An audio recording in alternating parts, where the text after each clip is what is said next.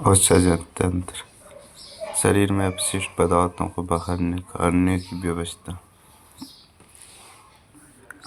Ammonia high toxic उत्सर्जित करने के लिए अत्यधिक जल की आवश्यकता है।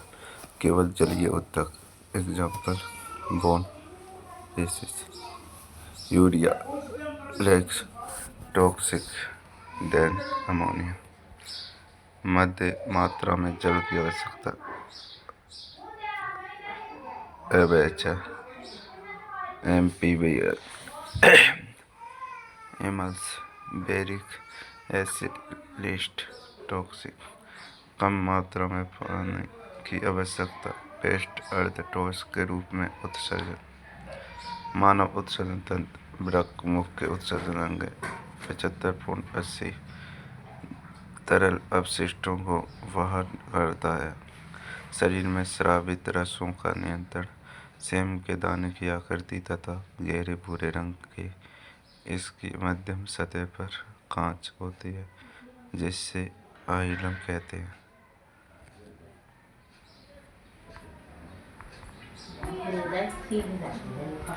एक जोड़ी वृक्क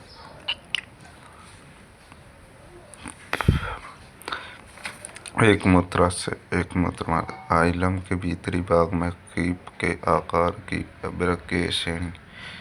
वृक्क के भाग बाहरी बलकुट भीतरी मध्यांश। वृक्क कई लाख उत्सर्जन इकाइयों से मिलकर बना होता है जिन्हें वृक्काणु नेफ्रॉन कहते हैं। वृक्क की संरचनात्मक व क्रियात्मक इकाई नेफ्रॉन है। बोमेन संपुट या नेफ्रॉन के ऊपरी भाग में पाए जाने वाले कप के आकार का थैला होता है। इसमें शाखा अविवाही धमनियों की कोशिकाओं का एक गुच्छा पाया जाता है जिसे ग्लोमेरुलस कहते हैं। ग्लोमेरुलस का एक सिरा जो बोमेन संपुट में अपशिष्ट युक्त गंदा रक्त लाता है तथा दूसरा हिस्सा स्वच्छ रक्त को ले जाने हेतु वृक्क सिरा से जुड़ा हुआ रहता है। वृक्क नलिका। प्रत्येक वृक्क नलिका में समीपस्थ नलिका एनले लूप दूरस्थ जल नलिका जैसे कि भाग होते हैं जो संग्रह नलिका में खुलते हैं। मूत्राशय वृक्क से मूत्र वाहिनी के द्वारा मूत्राशय में आता है। यह एक थैलीनुमा संरचना होती है। मूत्र वाहिनी एक जोड़ी के रूप में पाई जाती है जो मूत्र को वृक्क से मूत्राशय तक पहुंचाने का कार्य करती है। मूत्रमार्ग इसके द्वारा मूत्र शरीर के बाहर मूत्र निर्माण की प्रक्रिया। गुच्छी निस्पंदन रक्त का निस्पंदन पूर्ण प्रति मिनट 1000 से 1200 उक्त रक्त का निस्पंदन। ग्लूकोज लवण अमीनो अम्ल यूरिया आदि निस्पंदित होकर वमन संपुट में एकत्रित तत्पश्चात वृक्क नलिका से गुजरता है। पुनः अवशोषण वृक्क नलिका की दीवारें घनी अपकला कोशिकाओं से बनी होती हैं। ये ग्लूकोज अमीनो अम्ल व अन्य उपयोगी पदार्थों का पुनः अवशोषण करती है। श्रावण मूत्र वृक्क की संग्रहण नलिका में ले जाया जाता है। मूत्र का मूत्र नली में प्रवेश। मूत्र नली का मूत्राशय में खुलना। मूत्र मार्ग द्वारा उत्सर्जन। पादपों में उत्सर्जन। बाष्पोत्सर्जन द्वारा अतिरिक्त जल बाहर त्यागना। बहुत से पादपों में अपशिष्ट पदार्थ कोशिकीय रिक्तिका में संचित। अन्य अपशिष्ट उत्पाद रेजिन व गोंद के रूप में पुराने जाइलम में संचित। कुछ पादपों द्वारा मृदा में उत्सर्जन।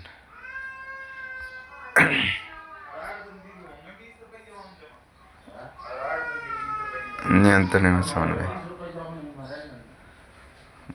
ग्राही के प्रकार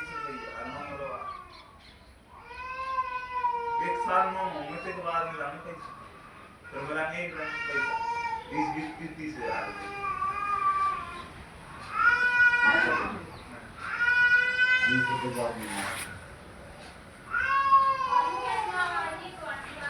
नियंत्रण अवस्था में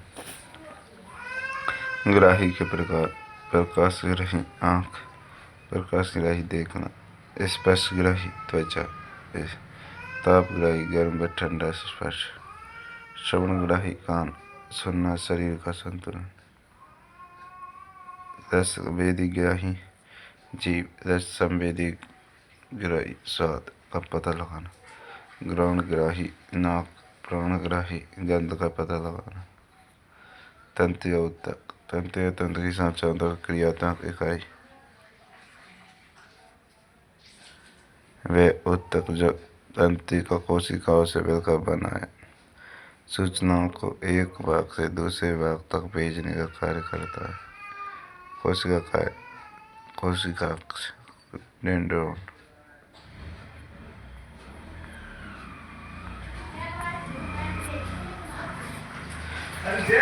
न्यूरॉन, तंत्रिका कोशिका का भाग। हाँ देख आओ मैं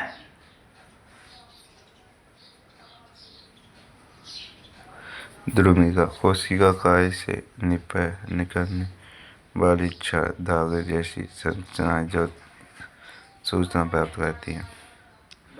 कोशिका काय प्राप्त की गई सूचना विद्युत आवेश के रूप में मिलती है।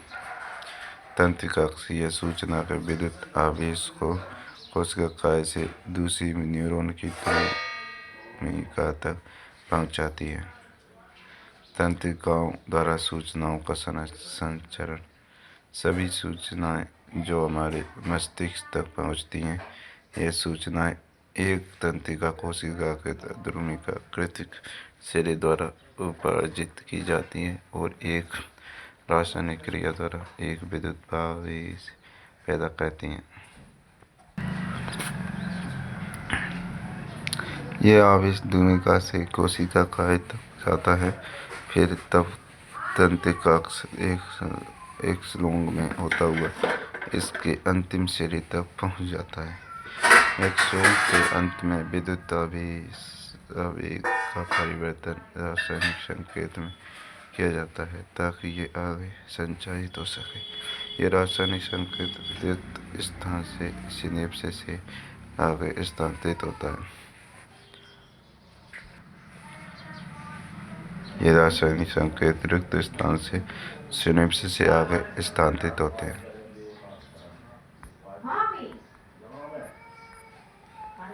सिनेप्स अंतर्ग्रथन, ये तंत्रिका के अंतिम सिरे व अगली कोशिका के द्रुमिका के मध्य का रिक्त स्थान है।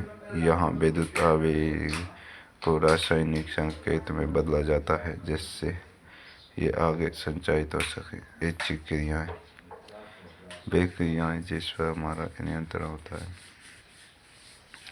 बोलना, लिखना, कमेंट्स करना, नियंत्रण अग्र मस्तिष्क द्वारा। अनिच्छुक क्रियाएं, वे क्रियाएं जो स्वयं होती है जिन पर हमारा नियंत्रण नहीं होता। हृदय का धड़कना, भोजन का पचना आदि नियंत्रण। मध्य मस्तिष्क, पश्च मस्तिष्क, पेंडुलाकार।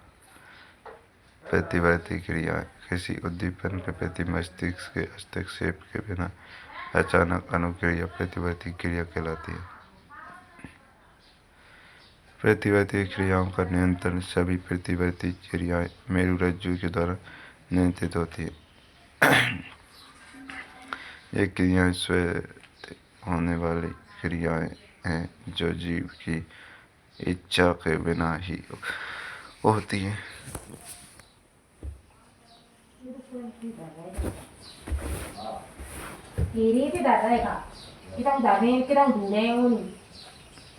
भूख लगने पर मुंह में पानी आना, गर्म वस्तु को छूने पर जलने पर तुरंत आधा हटाना, उद्दीपन ग्राही अंग त्वचा, संवेदी कोशिका,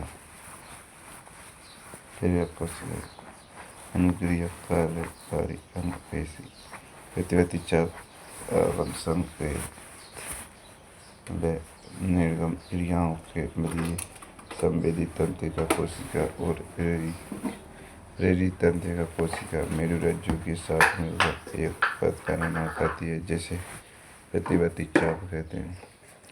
मानव मस्तिष्क तंत्रिका कोशिकाओं से बना तंत्रिका तंत्र का बहुत बड़ा भाग है। मेरुरज्जु के द्वारा साथ मिलकर के केंद्रीय तंत्रिका तंत्र का निर्माण करता है। सभी भाग से सूचना प्राप्त करना व स्थानांतरण करना, पेशियों तक संदेश भेजना, सोचने व इस पर आधारित क्रिया करने के लिए अनुमति।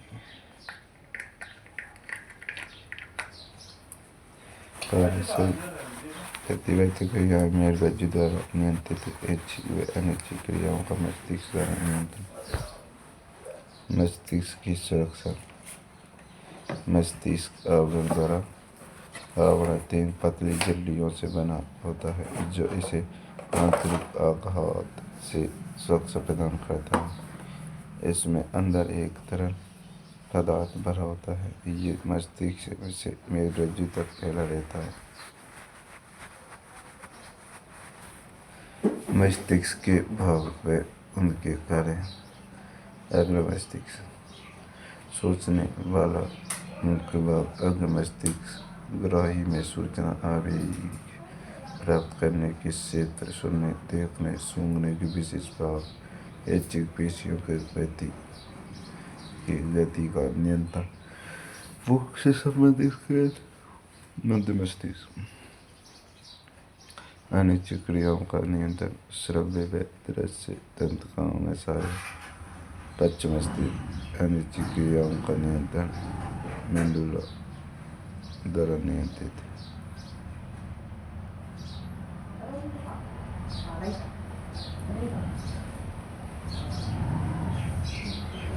पश्च मस्तिष्क के केंद्र। अनुमस्तिष्क सेरिबेलम ऐच्छिक क्रियाओं की परिशुद्धि व शरीर की स्थिति तथा संतुलन को नियंत्रित।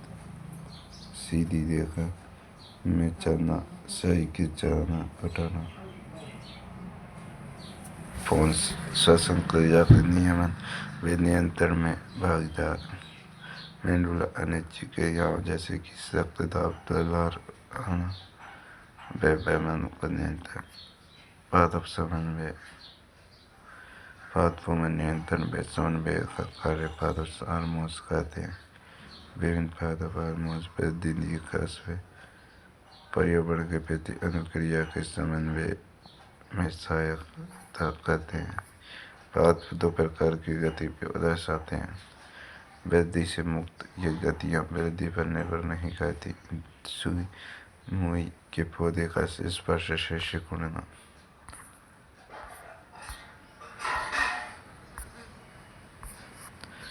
वृद्धि पर आश्रित। पौधे की कायिक भाग में गतियों का दर्शाती हैं। एग्जाम्पल, पौधों का प्रकाश की ओर गति, जड़ों का जल की ओर गति। पादपों में उद्दीपन के प्रति तत्काल अनुक्रिया। पादप स्पर्श की सूचना को एक कोशिका से दूसरी कोशिका तक संचारित करने के लिए विद्युत रसायन साधन का उपयोग भी करते हैं। इनमें जंतुओं की तरह सूचनाओं के चालन के लिए कोई विशिष्ट ऊतक नहीं पाया जाता। ये जल की मात्रा में परिवर्तन करके अपनी आकृति बदल देते हैं, जिससे फूलने, सिकुड़ने में आकार बदल जाता है। वृद्धि पर अक्षित गति। प्रत्यान की गति। प्रत्यान का वह भाग जो वस्तु से दूर होता है, वस्तु से पास वाले भाग की तुलना में तेजी से गति करता है, जिससे प्रत्यान वस्तु के चारों तरफ लिपट जाती है। पौधों में नियंत्रण व समन्वय का कार्य।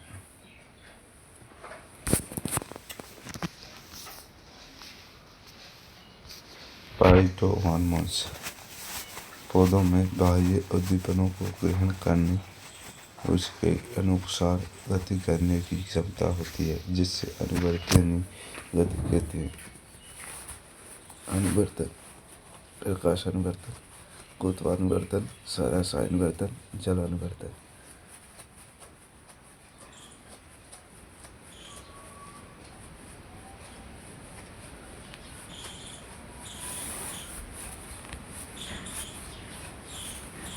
प्रकाशानुवर्तन।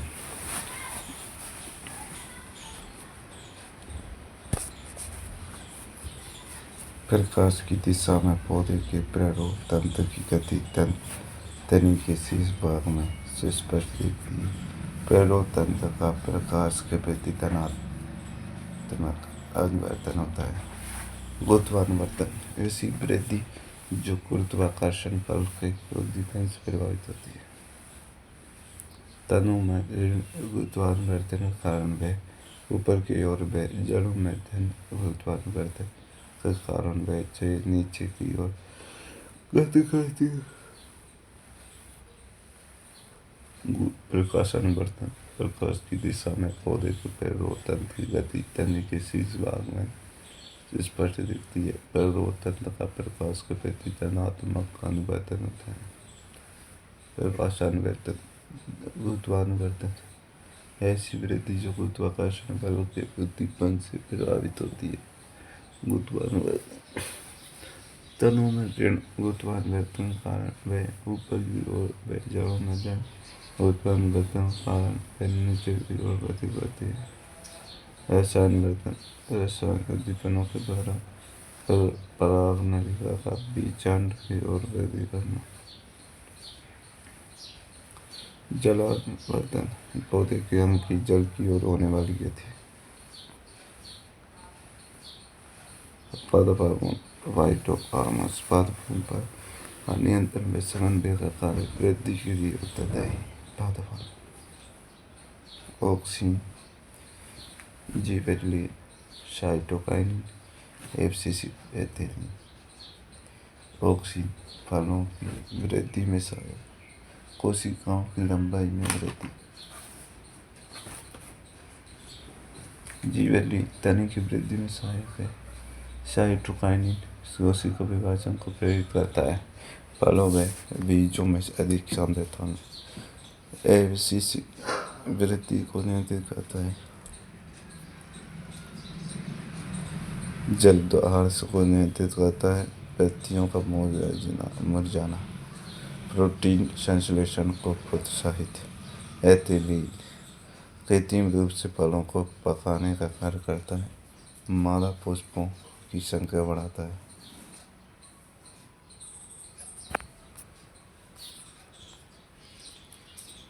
जंतु हार्मोन अंतःस्रावी ग्रंथियाँ नलिका विहीन ग्रंथियों को अंतःस्रावी ग्रंथियाँ कहते हैं। पीनियल ग्रंथि, पिट्यूटरी ग्रंथि, थायराइड ग्रंथि, एड्रीनल ग्रंथि बहिस्रावी ग्रंथियाँ जिनका स्राव नलिकाओं के द्वारा होता है। यकृत अग्नाशय से। थायराइड ग्रंथि गले में एच शेप में होती है। थायरोक्सिन आयोडीन की कमी गलगंड रेंगा रोग। फीस ग्रंथि होती है। पिट्यूटरी ग्रंथि कहते हैं इसे मास्टर ग्रंथि के ब्रेन में मटर के दाने सोन अधिवेग ग्रंथि। एड्रीनल ग्रंथि भी कहते हैं इसे किडनी के ऊपर होती है। एड्रीनलिन हार्मोन आपातकालीन हार्मोन फेयर फाइट लाइट लड़ो या उड़ो हार्मोन।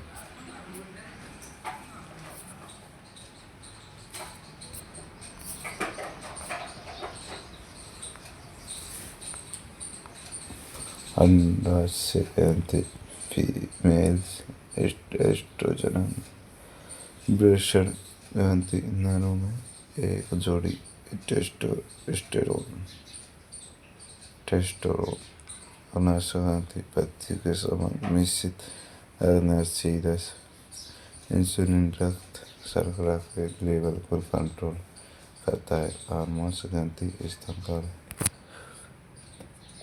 थायरोक्सिन ग्रंथि थायराइड ग्रंथि प्रदान और वसा प्रोटीन के उपापचय में वृद्धि। हार्मोन पीयूष ग्रंथि मास्टर ग्रंथि मस्तिष्क में वृद्धि व विकास का नियंत्रण। एड्रीनलिन अधिवेग रक्त के ऊपर बीपी हृदय की धड़कन का आपातकाल में नियंत्रण। इंसुलिन अग्नाशय हृदय के नीचे रक्त में शर्करा की मात्रा का नियंत्रण। लिंग हार्मोन्स वैश्य में पेट का नियम, निश्चय टेस्टोस्टेरोन, मादा देही और अंगों को विकास में मस्तिष्क चक्र का नियम यौनारंभ से संबंधित है। एस्ट्रोजन अंडाशय, पेट का निचला हिस्सा, मादा लिंग के अंगों को विकास एवं मासिक चक्र का नियमन, मोचक हार्मोन, पिट्यूटरी ग्रंथि से हार्मोन्स के स्रावन को प्रेरित करना। जीव की जन्म कैसे करते हैं? जन्म अलैंगिक जन्म, लैंगिक जन्म।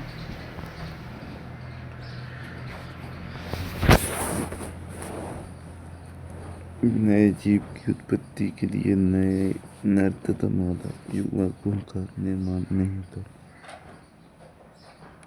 लैंगिक जन्म, नए जीव की उत्पत्ति के लिए नर तथा मादा युग्मकों का निर्माण होता है। अलैंगिक जन्म, विखंडन द्वारा, पुनरुद्भवन द्वारा, मुकुलन द्वारा, कायिक परिवर्तन द्वारा, बीजांडु समासन द्वारा।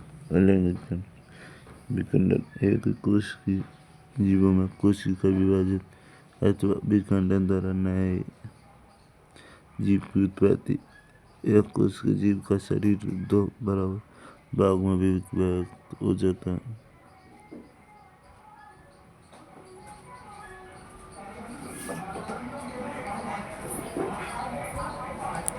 अमीबा, लेशमेनियन, विखंडन एक निर्धारित तल से होता है।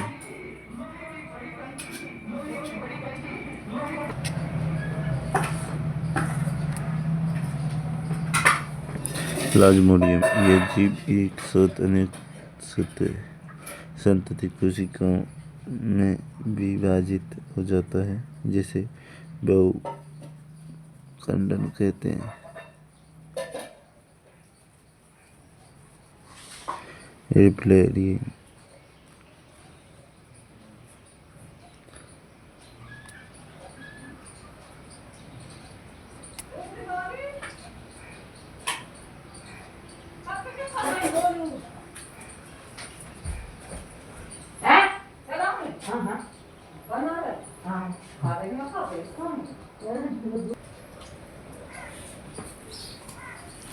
बहुविकल्पन, प्लाज्मोडियम में जीव एक साथ अनेक संतति कोशिकाओं में विभाजित हो जाता है, जिसे बहुखंडन कहते हैं। सीनोड, मेरोजोटेस, डिप्लेट्रिम, सेइनेट, बेल खंडन। सरल संरचना वाले बहुकोशिकीय जीवों में जीव विकसित होकर छोटे छोटे टुकड़ों में खंडित हो जाता है। स्पाइरोगाइरा,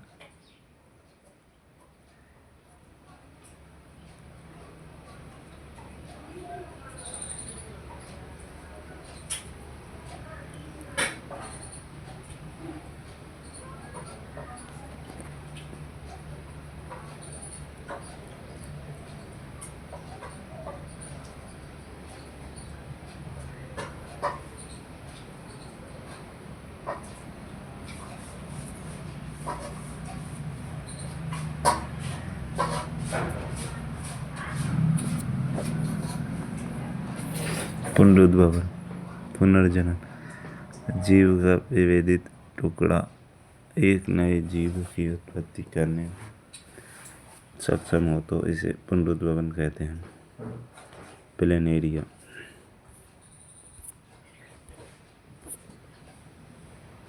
मुकुलन, हाइड्रा में कोशिकाओं के नियमित विभाजन के कारण एक स्थान पर आभार विकसित हो जाता है। यह उभार वृद्धि करके नए जीव में बदल करता तथा पूर्ण विकसित होकर जनक से अलग होने पर स्वतंत्र जीव बन जाता है। कायिक परिवर्तन, पौधे के कुछ भाग जैसे कि जड़, तना, पत्तियों उपयुक्त परिस्थितियों में विकसित होकर नया पौधा उत्पन्न करते हैं। ब्रायोफिल्म, गन्ना, गुलाब आदि। विवरण समासंग। अनेक सरल बहुकोशिकीय जीवों में विशिष्ट जड़ संरचनाएं पाई जाती हैं। राइजोपस में कवक जाल के ऊर्ध्व तंतुओं पर सूक्ष्म गुच्छ संरचनाएं होती हैं। ये गुच्छ जीवाणु दानी हैं, जिनमें विशेष कोशिकाएं व बीजाणु पाए जाते हैं।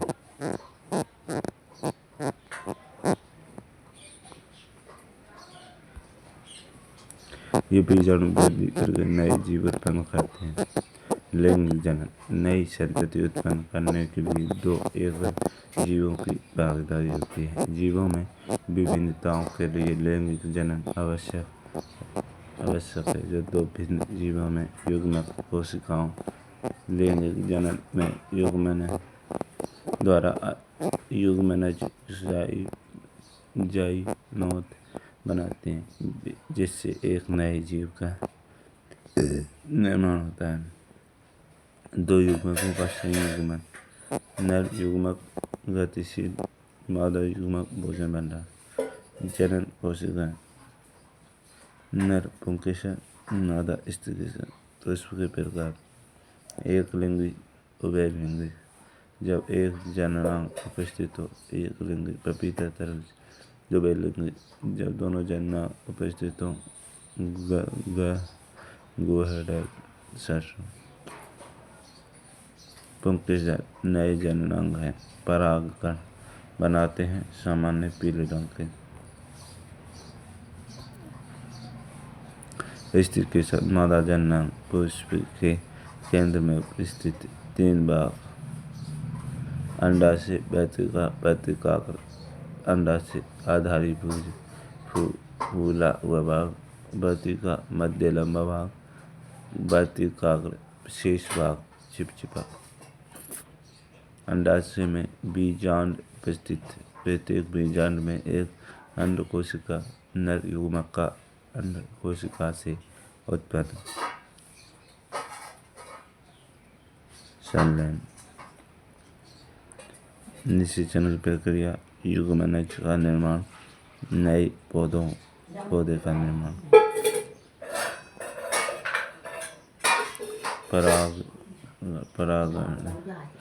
परागकणों का मुक्त पुष्प की वर्तिकाग्र तक स्थानांतरण कीटों द्वारा, वायु द्वारा, पानी द्वारा होता है, जिसे परागण कहते हैं। परागण। स्वपरागण, परपरागण। स्वपरागण। परागकणों का स्थानांतरण उसी पुष्प की वर्तिकाग्र पर होता है। परपरागण। एक पुष्प के परागकणों का स्थानांतरण दूसरे पुष्प की वर्तिकाग्र पर होता है।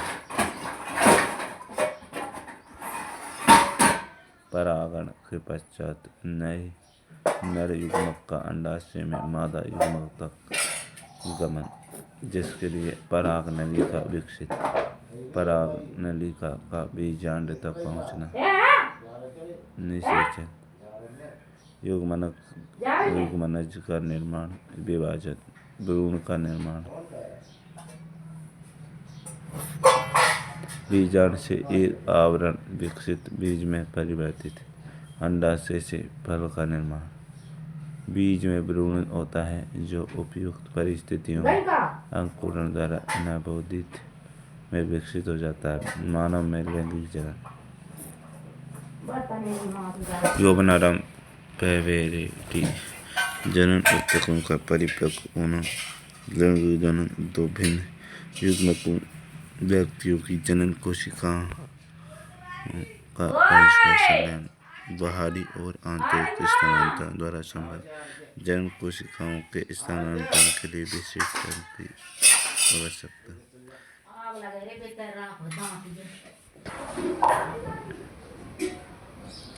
जनन कोशिका उत्पादित करने वाले अंग व जनन कोशिकाओं को निषेचन के स्थान तक पहुंचाने वाले अंग संयुक्त रूप से नर जनन तंत्र बनाते हैं। नर जनन कोशिका शुक्राणु, स्पर्म। निर्माण वृषण में। उदर गुहा के बाहर वृषण कोश में स्थित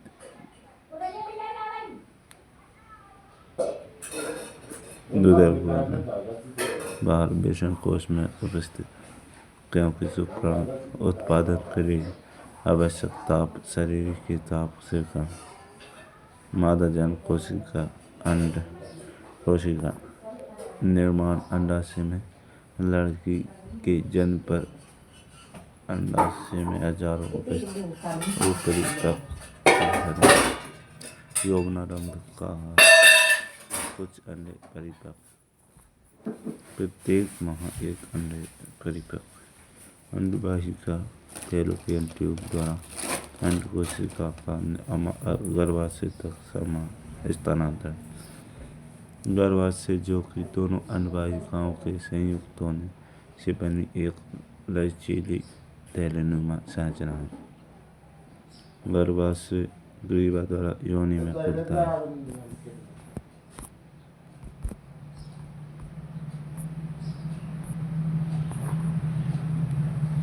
निषेचन तथा निषेचन पक्ष क्रिया मैथुन के द्वारा शुक्राणुओं का योनि मार्ग में स्थापन। शुक्राणुओं का अंडवाहिका तक गमन।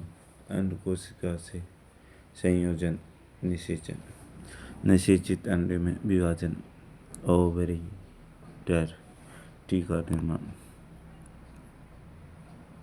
प्लेसेंटा मोह को भ्रूण से जोड़ने का कार्य।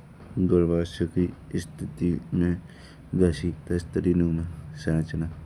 भ्रूण के पोषण स्वचन तथा उत्सर्जन का कार्य प्लेसेंटा द्वारा।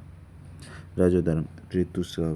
अंड कोशिका का निषेचन नहीं होने पर 1 दिन तक ही जीवित गर्भाशय की अंतःभित्ति का टूटना।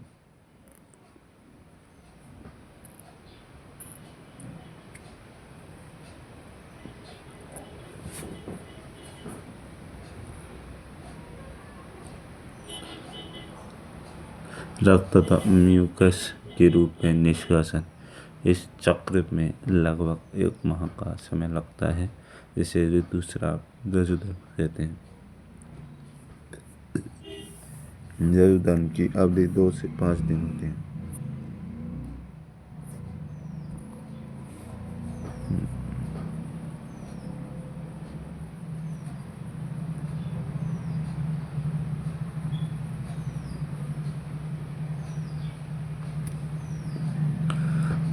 जनन स्वास्थ्य। यौन संचारित रोग जैसे सिफिलिस, गोनोरिया, जीवाणु जनित मच्छर तथा HIV एड्स वायरस जनित रोकने के लिए कंडोम का प्रयोग।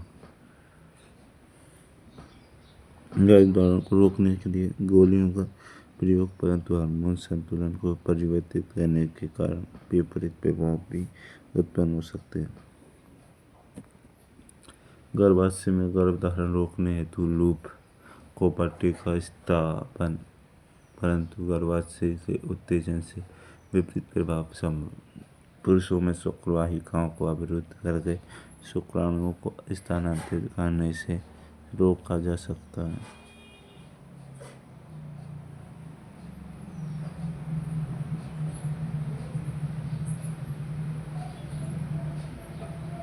महिला में फैलोपियन नलिका को अवरुद्ध करके अंडे को गर्भाशय तक पहुंचने से रोका जा सकता है।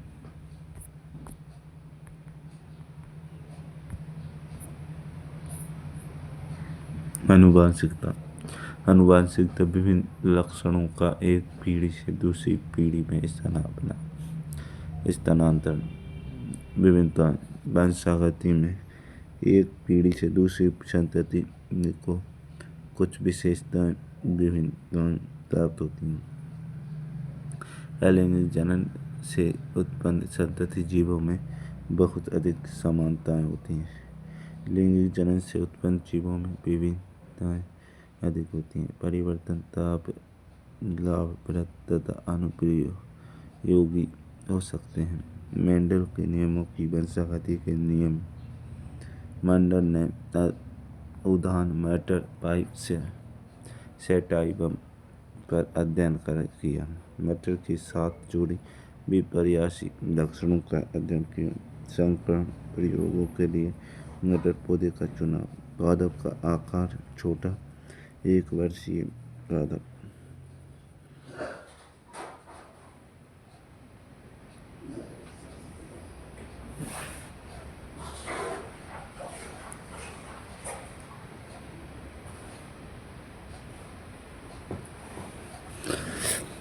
संकरण प्रयोगों के लिए मटर पौधे का चुनाव।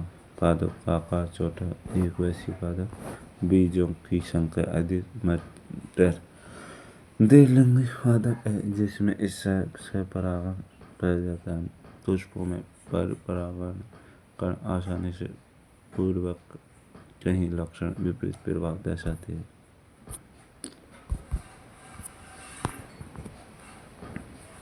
पादप का लक्षण प्रभावी लक्षण, अप्रभावी लक्षण। पादप की लंबाई लंबा, बौना।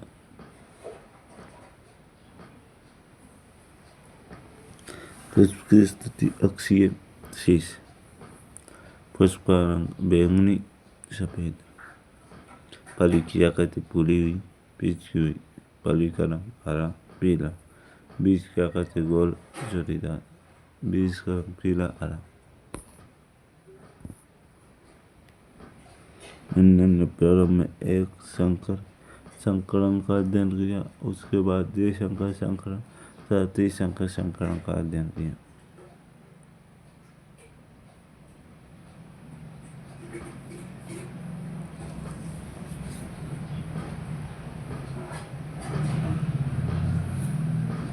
जन्म किया।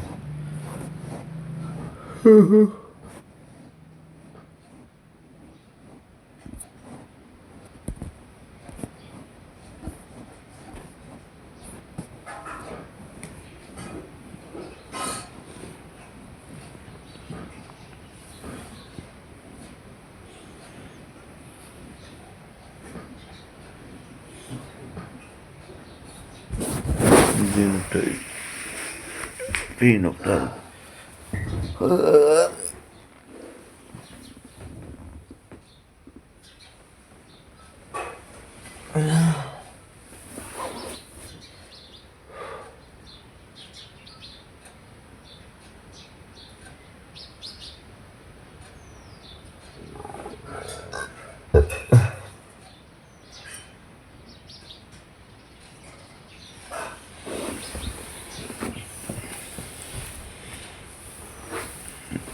जब मैंने लंबे दिन शुद्ध के बीज परागण करके एक संकरण करा तब उसे इसका तात्पर्य है कि 2 लक्षणों में से केवल एक पैथोजेनिक लक्षण ही दिखाई देता है। दोनों लक्षणों का निश्चित प्रभाव नहीं दिखता।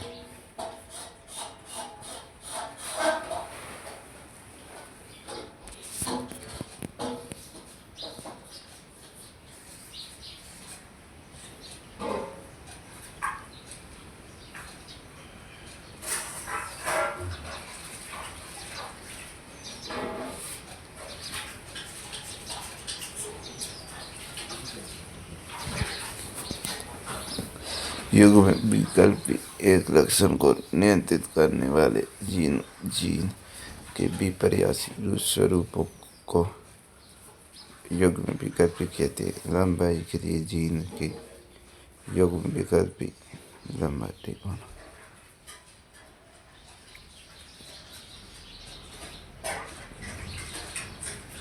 युग्म विकल्प जब जीन के दोनों युग्म विकल्प समान हो। विषम युग्म जब जीन के दोनों युग्म विकल्प असमान हो।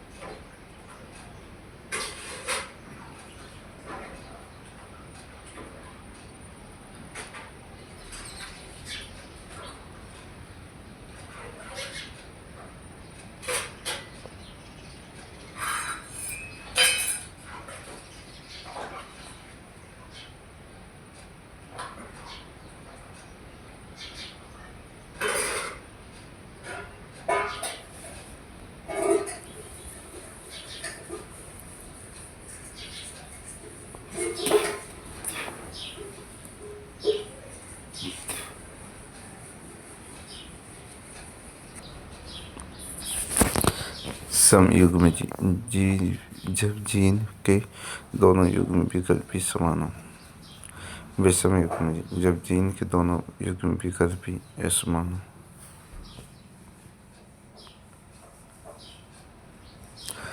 लक्षण प्रारूप किसी सजीव की बाह्य प्रकृति को लक्षण प्रारूप फिनोटाइप कहते हैं। जीन प्रारूप जीनोटाइप सजीव की आनुवंशिक संरचना को जीन प्रारूप कहते हैं। प्रभावी लक्षण जो लक्षण F1 पीढ़ी में अभिव्यक्त होते हैं। प्रभावी लक्षण अप्रभावी लक्षण जो लक्षण F1 पीढ़ी में स्वयं को अभिव्यक्त कर नहीं कर पाते। एक संकर संकरण जिसमें एक लक्षण को वंशागति का अध्ययन किया जाता है। द्विसंकर संकरण जिसमें दो लक्षणों की वंशागति का अध्ययन किया जाता है। द्विसंकर संकरण डाइग्रेवेट क्रॉस जब दो विपरीतकारी लक्षणों का अध्ययन करने के लिए संकरण कराया जाता है तो इसे द्विसंकर संकरण कहते हैं। मेंडल ने गोल अरे बीजों का संकरण पीले बीजों से कराया। गोल प्रभावी लक्षण जोड़ीदार प्रभावी लक्षण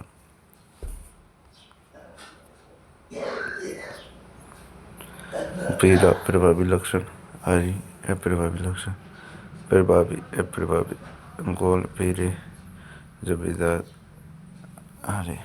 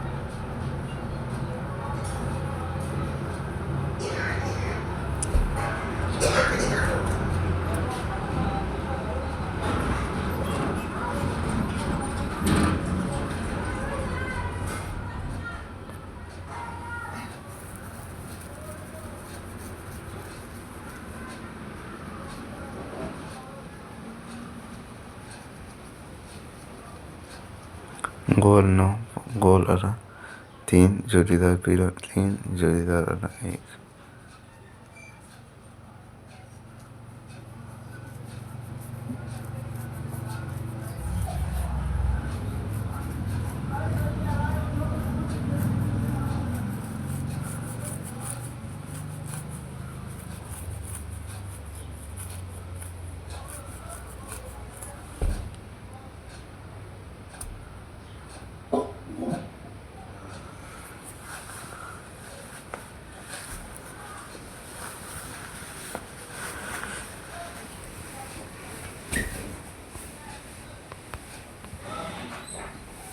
मनुष्य में लिंग निर्धारण मानव में गुणसूत्रों की संख्या 23 जोड़े नर में गुणसूत्र 22 मादा गुणसूत्र 22 प्लस 100 नर में उपस्थित गुणसूत्र बालक का संतति का लिंग निर्धारण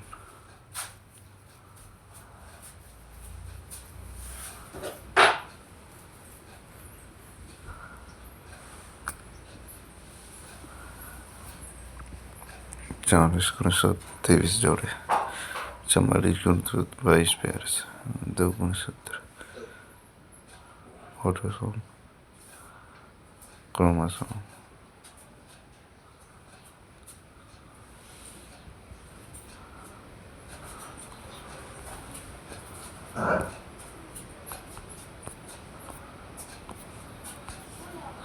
विकास परिवर्तन तथा अपवर्तन। प्रकाश एक उद्देश्य अदृश्य कारण है कारक है जिसकी सहायता से वस्तुओं को देखा जाता है। प्रकाश का वेग सर्वाधिक निर्वात में होता है, जहाँ इसका मान 3 × 10⁸ मीटर प्रति सेकंड होता है। प्रकाश का परावर्तन।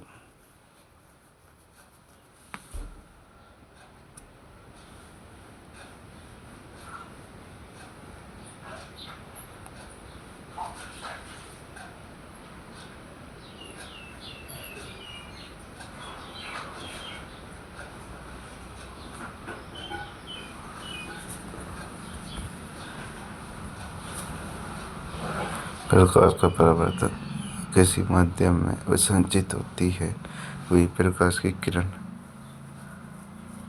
पक्ष से टकराकर पुनः उसी माध्यम में लौट जाती है। प्रकाश का परावर्तन कहलाता है। कांच के एक पृष्ठ पर परावर्तन पदार्थ की पॉलिश रजत पॉलिश करके चमकदार और चिकना बनाया जाता है, जिसे दर्पण कहते हैं।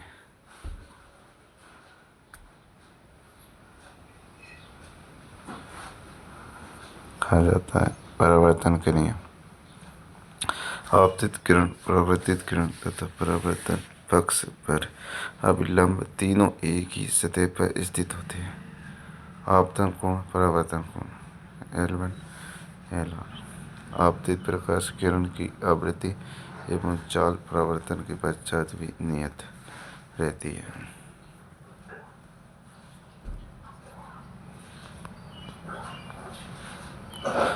यदि प्रकाश की किरण पृष्ठ पर अभिलंब आपतित होती है तो अपने ही मूल मार्ग से वापस लौट जाती है,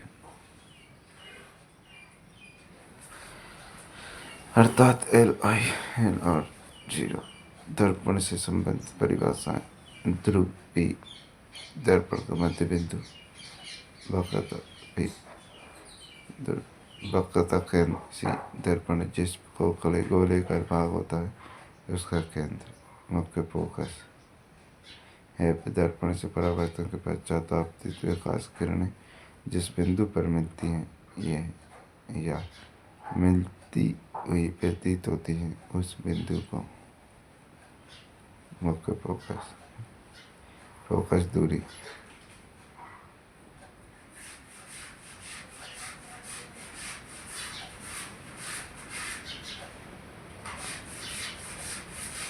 दर्पण का ध्रुव है मुख्य फोकस के मध्य की दूरी।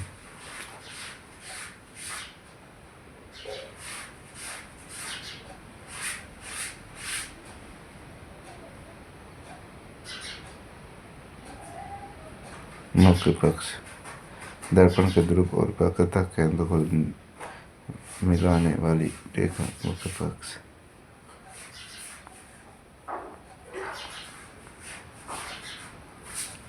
दर्पण के प्रकार। समतल दर्पण, गोलीय दर्पण, परवलयाकार दर्पण। समतल दर्पण जिसका परावर्तन तल समतल होता है। गोलीय दर्पण जिसका परावर्तन तल गोलीय होता है। परवलयाकार दर्पण जिसका परावर्तन पृष्ठ परवलयाकार होता है। परावर्तन तल उत्तल दर्पण, अवतल दर्पण। समतल दर्पण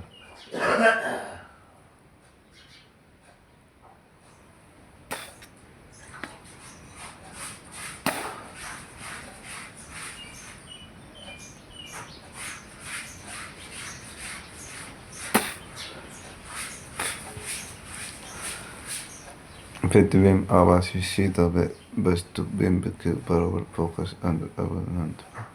दर्पण से बिंब की दूरी, दर्पण से प्रतिबिंब की दूरी। पाचार परावर्तन बिंब का बायां भाग, प्रतिबिंब का दायां भाग।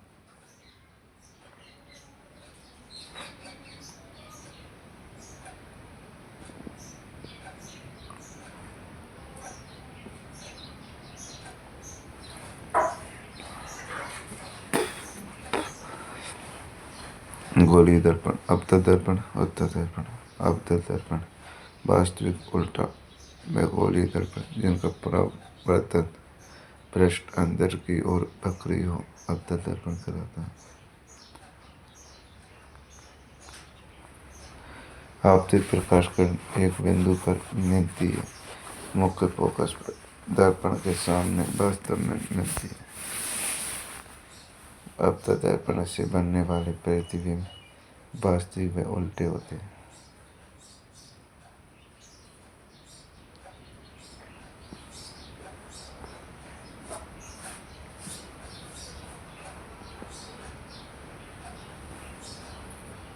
उत्तल दर्पण वेदमूल गोलीय दर्पण, जिनका परावर्तन तक पृष्ठ बाहर की ओर उभरा हुआ होता है, उत्तल दर्पण कहलाते हैं। आपतित प्रकाश किरणें एक बिंदु पर मिलती हुई प्रतीत होती हैं, मुख्य फोकस पर दर्पण के पीछे मिलती हुई प्रतीत होती हैं। उत्तल दर्पण से बनने वाले प्रतिबिंब आभासी एवं सीधे होते हैं। उत्तल दर्पण के उपयोग वाहनों में पश्च देश से देखने में, सजावटी लम्बों में आदि। दर्पण से परावर्तन के लिए मुख्य अक्ष के समानांतर आने वाली आपतित प्रकाश किरण दर्पण से परावर्तन के पश्चात मुख्य फोकस से आने वाली यो आती हुई प्रतीत होती है।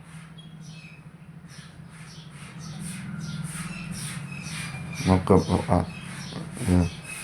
से आने वाली या आती हुई प्रतीत होने वाली प्रकाश की किरण दर्पण में परावर्तन मुख्य अक्ष के समानांतर हो जाती है।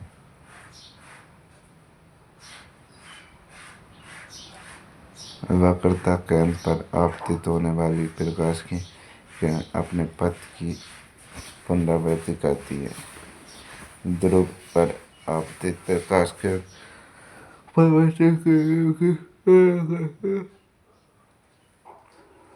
वास्तविक एवं आभासी प्रतिबिंब में अंतर। समशंका। वास्तविक प्रतिबिंब, आभासी प्रतिबिंब, ये तब बनता है वास्तविक प्रतिबिंब जब प्रकाश की किरणें वास्तव में प्रतिच्छेदित होती हैं।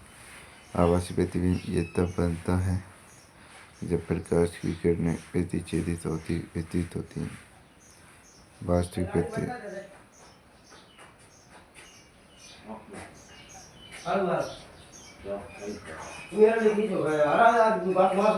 इसे पर्दे पर प्राप्त कर सकते हैं, इसे पर्दे पर प्राप्त नहीं कर सकते।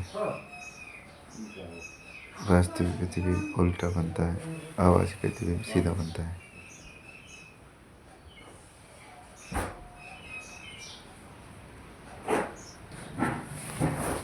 जब वस्तु अनंत पर स्थित हो, प्रतिबिंब फोकस बिंदु पर बहुत सूक्ष्म या बिंदुवत वास्तविक उल्टा बनता है।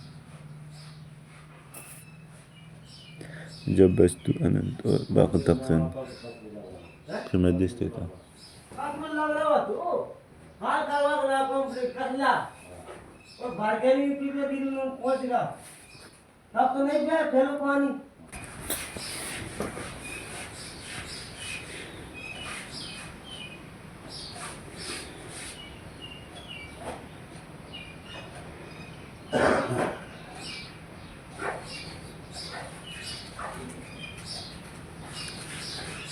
वस्तु से छोटा वास्तविक और उल्टा बनेगा। जब वस्तु वक्रता केंद्र पर स्थित हो, प्रतिबिंब वक्रता केंद्र पर वस्तु के बराबर वास्तविक तथा उल्टा बनेगा। अवतल दर्पण से प्रतिबिंब का निर्माण। बिंब की स्थिति, प्रतिबिंब की स्थिति, प्रतिबिंब आकृति, वास्तविक उल्टा, वास्तविक उल्टा, बस।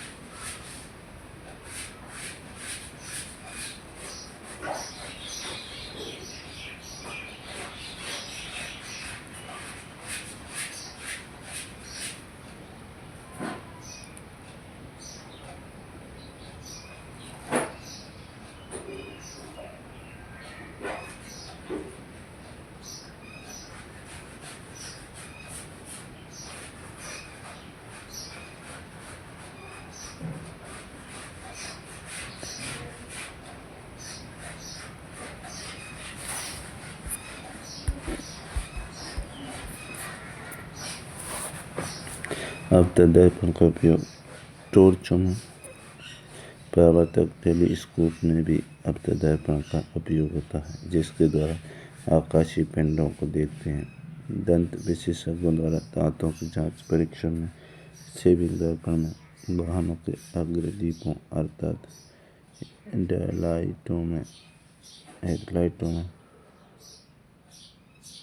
सेटेलाइट में उपयोगी है।